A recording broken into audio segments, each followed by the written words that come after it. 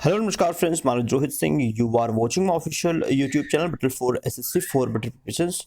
UP B Ed प्रवेश परीक्षा 2021 के लिए हम लोग जीके का ऑल इंडिया टेस्ट करते हैं मॉर्निंग में 10 बजे, जिसमें हम आपसे 10 क्वेश्चन करते हैं। आपको कम से कम 6 क्वेश्चन करेक्ट करना होता है। ये क्वेश्चन प्रीवियस ईयर है तो आपके एग्जामिनेशन के लिए यूजफुल होगा। आइए देखते हैं, क्वेश्चन स्टार्ट करते हैं। निम्नलिखित में से किन तरीकों द्वारा भारत की नागरिकता गवाई जा सकती है? भारत की नागरिकता गवाई जा सकती है तो कितने तरीके हैं?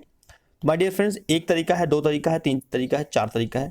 चार ऑप्शंस गिवन है और जो राइट आंसर है वो है तीन तरीके हैं। मतलब आपको अगर भारतीय नागरिकता गंवानी है तो आपको तीन तरीके हैं। पहला तरीका क्या है उसको समझते हैं। पहले तरीकों को बोलते हैं परित्याग। क्या बोलते हैं? परित्याग। भारत का कोई भी नागरिक भारतीय नागरिकता के परित्याग की घोषणा कर सकता है। मतलब आप स्वतः ही इसकी घोषणा कर सकते हो। पहली तो ये होता है परित्याग। दूसरा क्या होता है? वो होता है अवसान। अवसान क्या होता है? जब कोई भारतीय नागरिक अपनी स्वेच्छा से, अपनी मर्जी से किसी दूसरे देश का नागरिकता ग्रहण करता है तो उसकी भारतीय नागरिकता स्वयं ही समाप्त हो जाती है, खुद भी खुद समाप्त हो जाता है। अगर आप मान लीजिए अमेरिका की नागरिकता ग्रहण करते हैं तो भारत की नागरिकता आपका ऑटोमेटिक खत्म हो जाएगा। तो इसको बोलते हैं अवसान। क्या बोलते हैं? अवसान। तीसरा होता है वंचन। वंचन में क्या होता है?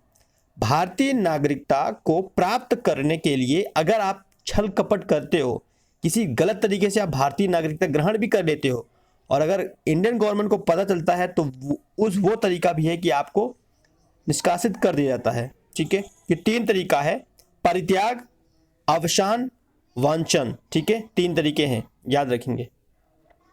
आइए नेक्स्ट देखते हैं। भारत के प्रधानमंत्री को निम्नलिखित में से कौन नियुक्त करता है? इजी क्वेश्चन है, काफी आसान क्वेश्चन है। भारत का राष्ट्रपति। आर्टिकल 75, आर्टिकल 75 के तहत भारत का राष्ट्रपति, भारत का राष्ट्रपति संविधान के भाग 5 के तहत अनुच्छेद 75 द्वारा इसे शक्तियों के अनुसार भारत के प्रधानमंत्री की नियुक्ति करता है। ठीक है, सो आर्टिकल 75 के द्वारा। दिल्ली को भारत की राजधानी कब घोषित किया गया था? कब घोषित किया गया था? 1911 में। राइट आंसर है 1911, करेक्ट। और दिल्ली पहले कलकत्ता था, आप लोग को पता है। कलकत्ता से दिल्ली स्थानांतरित किया गया था 1911 में। ठीक है, और 13 फरवरी 1931 को नई राजधानी का उद्घाटन कर दिया गया था, न्यू दिल्ली।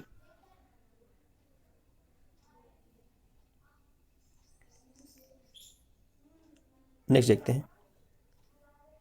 निम्नलिखित में से किस वेद में जादू, चमत्कार, नहीं चमत्कार और मंत्र दिया गया है? राइट आंसर क्या है? अथर्ववेद। अथर्ववेद को जादुई नियम का वेद भी कहते हैं।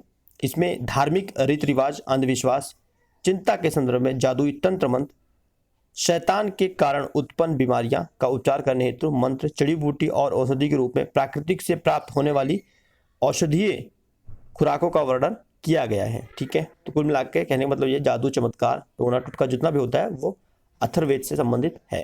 ठीक है, नेक्स्ट देखते हैं। निम्नलिखित में से किस मुगल शासक संगीत और नृत्य पर प्रतिबंध लगा है? तो किसने लगाया था? ये लगाया था आपका औरंगजेब, क्योंकि औरंगजेब जो था उसका संगीत में कोई रुचि नहीं था और इस कारण उसने अपने राज्य में यह घोषणा किया था। ठीक है, तो 1668 में उसने अपने राज्य में किसी भी प्रकार के संगीत पर प्रतिबंध लगा दिया था। ठीक है, क्लियर है। नेक्स्ट देखते हैं।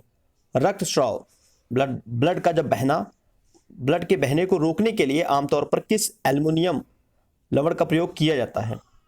34 का है। राइट आंसर क्या है? Aluminium sulphate. इसको याद करेंगे, इंपॉर्टेंट है, एग्जाम में पूछता है कई बार।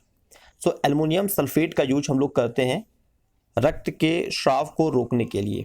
ओके डियर, तो आप लोग देखते हो हम लोग जब सेविंग करते हैं, सेविंग करते हैं, जब नाई वाई सेविंग करते हैं तो सेविंग के दौरान कट जाता है, तो वहां पर हम लोग इसी का प्रयोग करते हैं। ठीक है, तुलसीदास ने रामचरितमानस किसके शासनकाल में लिखी थी? अच्छा क्वेश्चन है, काफी अच्छा क्वेश्चन है ये। क्वेश्चन पूछा जाता है कई बार। किसके शासनकाल में? अकबर के शासनकाल में। ठीक है,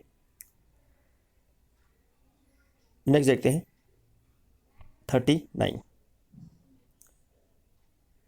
डीएनए का जलरागी स्वरूप किसकी उपस्थिति के कारण होता है?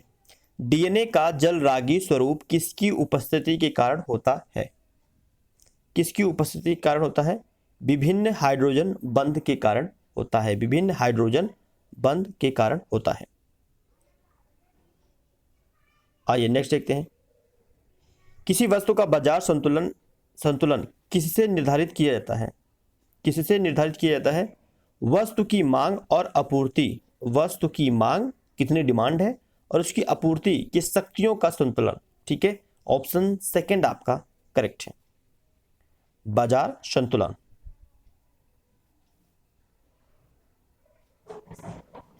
और नेक्स्ट देखते हैं क्वेश्चन। Next question 45। निम्नलिखित में से कौन सा स्मारक सबसे पुराना है? ये भी काफी अच्छा क्वेश्चन है। सबसे पुराना स्मारक बताना है। सबसे स्मारक 45 का सबसे स्मारक पुराना स्मारक कौन सा है? क्लियर है? कुतुब मीनार, खजुराहो, अजंता गुफा और ताजमहल। ये क्वेश्चन मुझे लगता है कि आप लोग जानते होंगे और आसान क्वेश्चन है, इसको आइडेंटिफाई करना। सो इसका जवाब आप लोग डेफिनेटली कमेंट बॉक्स में कमेंट करके बताएंगे। ठीक है, और इन 10 आउट ऑफ 10 में आपका कितना मार्क्स गेन हुआ, और जो क्वेश्चन मैंने आपसे पूछा लास्ट क्वेश्चन, वो आपको जवाब देना है। ठीक है, और चैनल पे अगर पहली बार आए चैनल को सब्सक्राइब कर सकते हैं, लाइक कर सकते हैं, शेयर कर सकते हैं और कमेंट कर सकते हैं। And thank you for watching this video. Next video में फिर से मिलते हैं, तब तक के लिए धन्यवाद फ्रेंड्स।